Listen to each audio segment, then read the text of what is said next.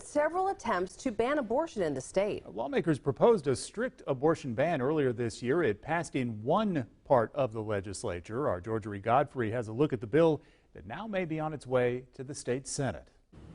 Before the 2019 session ended, members of the House passed a fetal heartbeat bill, leaving it in the hands of the Senate. Now that same bill is being fast-tracked before lawmakers return in January. In the 2019 session, South Carolina lawmakers came one step closer to passing pro-life legislation.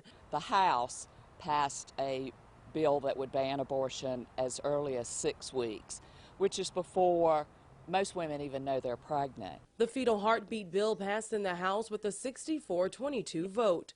We think it's taken far too long to stop the violence against our neighbors in the womb in South Carolina. The bill was then referred to the Senate Medical Affairs Committee, which has now called a meeting to start the process on the bill, setting the proposal up to make it to the Senate floor for debate early in the upcoming session. It seems to us if there's a way for our leaders to stop the unjustified deaths of 13 of the citizens under their care per day, that you really can't act too quickly. What it does is it catches people when they're unaware.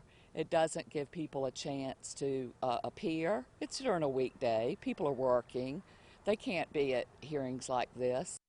If the fetal heartbeat bill makes it out of committee before lawmakers return to the State House in January, all it will need is a vote by the full Senate body to be sent to the governor's desk. In Columbia, Georgia Godfrey, 7 News. When the fetal heartbeat bill was passed in the State House, there were amendments added to allow for exceptions in the case of rape or incest. A meeting is scheduled in September on the 10th, and that will allow for public comment.